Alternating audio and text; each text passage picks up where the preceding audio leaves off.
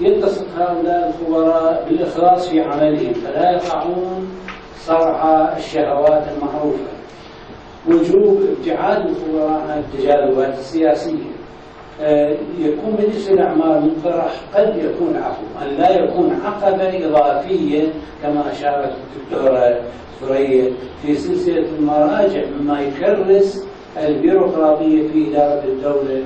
وهذه البيروقراطية أشارت إليها تقارير الشفافية، مؤتمر في جامعة جورج واشنطن أشار لها، وعندنا السفير العراقي كان حاضر الندوة وأرسل كتاب فيها، البنك الدولي أشار لها، حتى معهد العراقي في جلسات أشار إلى هذه المشكلة. مجلس الأعمار عموما راح يواجه خشية من عودة المركزية تدريجيا، وقد أشار إلى الدكتور، فتشمل التخطيط والتنفيذ كما حصل سابقا، وهو العين اللي ذكر الدكتور الأستاذ توفيق. هنالك توجه لإنشاء مجالس مشابهة إذا تكون الآن دولة مثل مجلس الأعلى للمياه اللي ذكرته قبل شوي، مجلس أعلى للمناهج الدراسية النفطية، طبعا ضمن اختصاص هذا الموضوع، مجلس اتحادي للنفط والغاز كما مشرع في قانون النفط والغاز، مجلس الإسكان، شركة النفط الوطنية. ترى النفط الوطنية الدعوة لها هي تشكيل مقارب ومشابه لمجلس الأعمال بس في قضايا النفط. واعتقد هناك دعوات في مجالس أخرى كثيرة. يعني ودي أذكر قول لطيف لأحد الحكماء يقول: إذا أراد الله أن يذل قوما جعل فيه الجدل قلة العمل. نحن نؤيد إقامة ورشة عمل لتطوير هذه الفكرة لإعادة تأسيس مجلس الأعمار على أسس صحيحة متكاملة نضمن فيها التقدم والتنمية. آخرين نرى باعتبار إخواني نمو الدول المجاورة، يعني إيران وصفنا نمت ولو نمت عسكريا، لكن نمت تركيا الآن الدولة 16 في التقدم في العالم، وحققت أعلى نسبة نمو في العالم من عام 2008، واعتقد مشت إلى حدنا أعلى نسبة نمو في العالم حققت. فنشوف الدول كوريا الجنوبية سنة 61 هي طالعة من حرب مدمرة ومستهلكة ومتخلفة في 61، الآن دولة منافسة لاقتصادات في العالم. يعني فخلينا نشوف الدول العالم شلون نمت، وخلينا نستفيد من تجاربهم. التحدي الضخم حقيقة أمام مجلس الأعمار وأمام حتى الدولة العراقية كلها هو شيء: سوء الإدارة والفساد. وهذا حتى لو سوى مجلس الأعمار هم راح يقع في نفس المطب بسوء الإدارة والفساد، ما تنحل المشكلة. ودي في مجلس الأعمار أذكركم قول لدكتور أحمد سوسة، أعتقد رجل معروف، في جريدة الحرية لا تذكروها في سنة 61 نشر مقالة عن مشاريع الري في العراق. فالمقالات طبعا سياسية، تكون مقالات سياسية في الصفحة الأولى. في الرقابة السياسية، الرقابة على الصحف، تتراقب الصفحة الأولى عادة، وتجي إلى المواضيع الاقتصادية والاجتماعية والرياضة يتركوها ما يدققوها. وهو كان المقالة منشورة مالتها لمشاريع الري في العراق في الصفحة الاقتصادية، يعني فأهملت. فكان النص اللي ذكره يقول: لقد خلف لنا مجلس الأعمار، يتكلم عن مشاريع الري، يقول: لقد خلف لنا مجلس الأعمار مكتبة من مشاريع الري في العراق. ولما شعر الإنجليز بأن العراق سيتحول إلى جنة عدن، ذكر هذا النص عن الرجل، وهو يعني هو يؤيد كلام الدكتور. ولما شعر الإنجليز بأن العراق سيتحول إلى جنة عدن جاءوا بعبد الكريم قاسم. يعني هو لا أستحق هذا كلام الرجل، أنا ما يعني لا هذا كلام الرجل. يعني ممكن ولا كلام هذا ينشف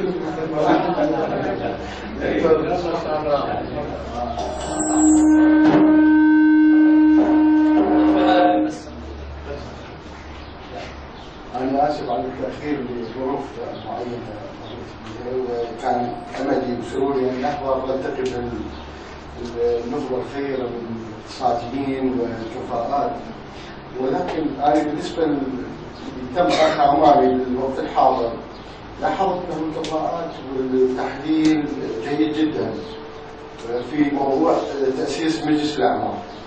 فهي يجي الارتياح بالشارع العراقي أو لدى النخب، لأنه مجلس الأعمال السابق الذي تم تأسيسه ونفذ مشاريع عديدة ولفترات طويلة أيضا كان إنجاز كبير جدا.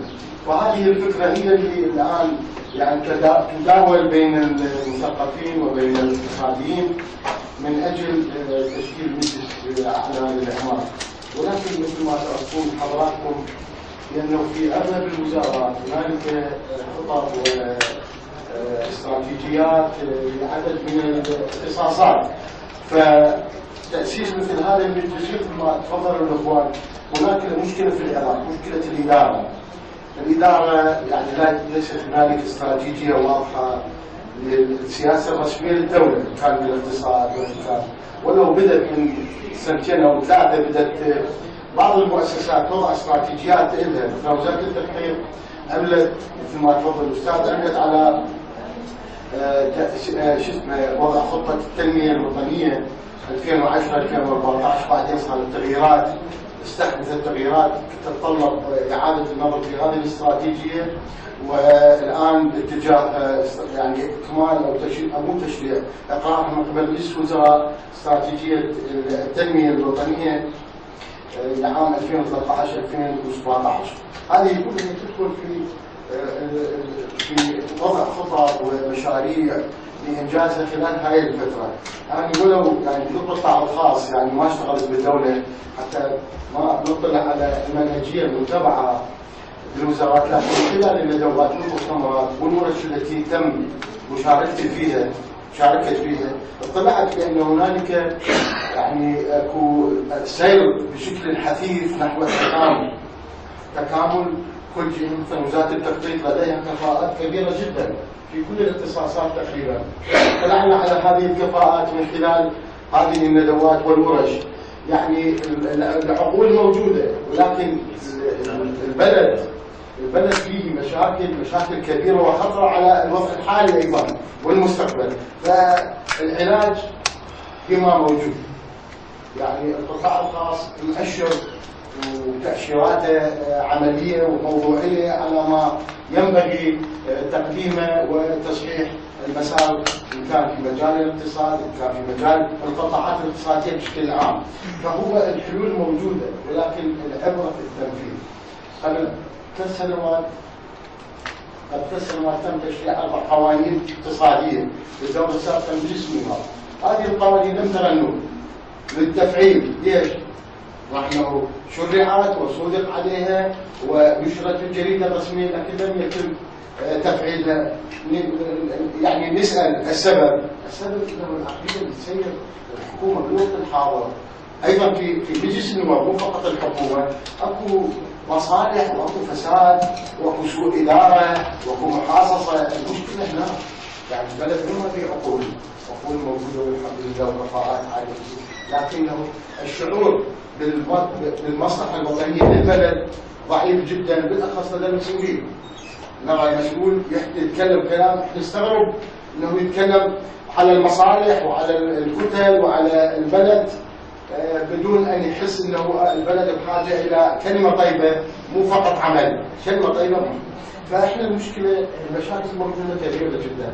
اعتقد تاسيس المجلس في هذه الظروف والتقاطعات الموجوده في منهج الحكومه، اعتقد راح يكون تعارض نفس المشكله اللي موجوده الان في الدوله راح تستمر تنفر هذا المجلس اذا تم تاسيسه. انا اعتقد الوقت غير مناسب. شكرا. طيب شكرا. تفضل. شكرا. بس قدم اسمك يا العفو نائب حسين باحث اقتصادي موظف في وزاره التربيه. اشاروا الاساتذه الى كثير من النقاط اللي هي في جوهر الموضوع، وهو هل انه هناك جديه في انشاء مجلس الاعمار او لا في الوقت الحاضر. احنا نقول الاخطاء موجوده في سياسه الدوله، لكن هل انه العيب في الخطا ام في تصحيح الخطا؟ دائما عندما نتحدث عن اي موضوع يكون هذا الموضوع فيه مردود ايجابي للدوله، نكبل بالاخطاء والاخطاء القديمه. فاذا ما ارتئينا انه هذا المجلس فيه فائده، علينا ان لا نتاخر في مسانده هذا المشروع وتصحيح الاخطاء التي تتعارض مع الشيء الصحيح. يعني دائما نعمل على الشيء الصحيح. هناك تعدديه حزبيه مثل ما قال الدكتور قصي في فتره الخمسينات ولا حاليا هذه الاشكاليه موجوده، لان غالبيه الاحزاب ليست لها رؤيه اقتصاديه متفقه. يعني وين يختلف في برنامج الفكر السياسي او طريقه تطبيق ما اؤمن به، لكن اتفق مع باقي الاحزاب في اهداف معينه تخدم الصالح العام. اختلف معه في الوسيله ولا اختلف معه في الهدف. واللي يحصل هذا في اغلب الدول المتقدمه. احنا دائما نشكك، لماذا يعني ما تساؤل، لماذا نشكك في اي قرار نريد نسويه؟ هو نضع العراقيل ونقول سيحصل. المطلوب من عندنا ان كان هذا الموضوع زياده فيه، ندعي انه هي زياده في هيكليه الدوله.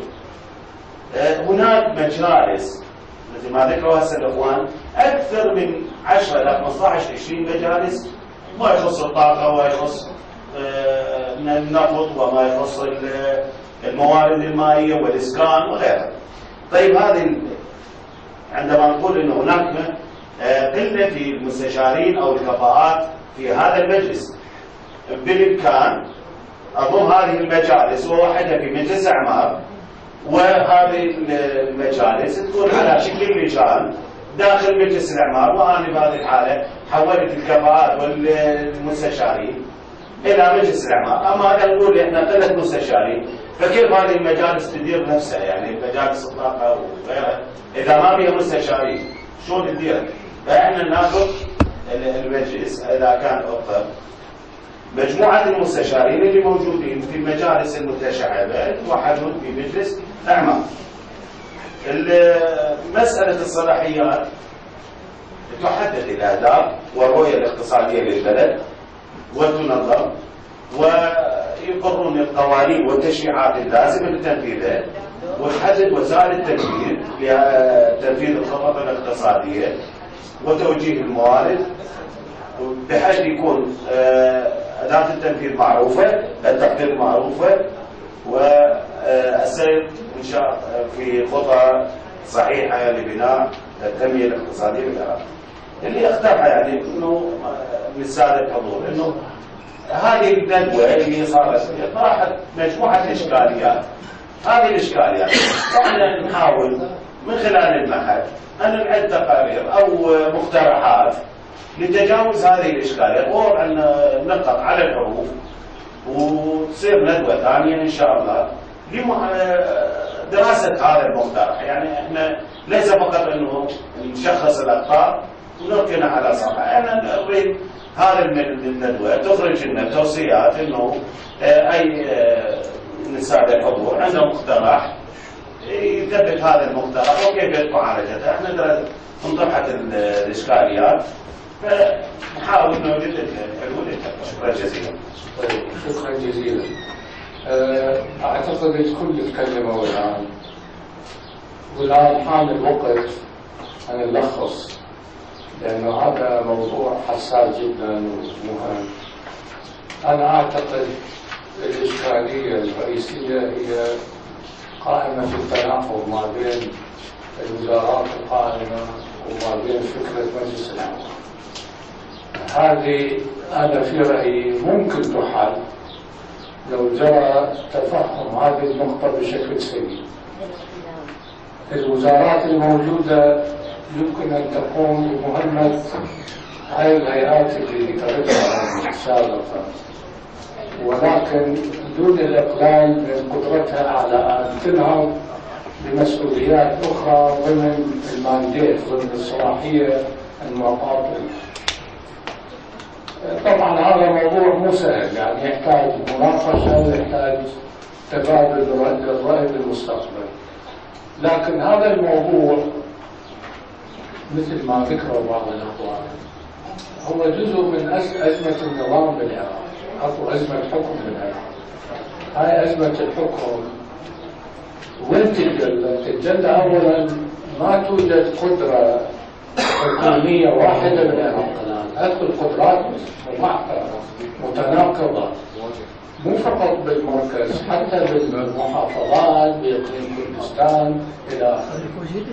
فالبحث في هذه المسألة ما لازم يستهين بواقع أن أي حل بالمستقبل لهذه المسألة لا ينفصل عن حل أزمة الحكم في العراق. إذا ما تأتي حكومة ذات قدرة شاملة على عموم البلد، يعني مو فقط على بغداد، هذا من الصعب أن تتوصل إلى نتيجة. النقطة الثانية هي الرؤية الاقتصادية. العراق الآن ما عنده رؤية اقتصادية رسمية، عندنا عدة رؤى، عدة سياسات، وهذه الأخرى مشكلة كبيرة بالنسبة لمستقبل العراق. ليش عندنا بعثرة بالإدارة المالية؟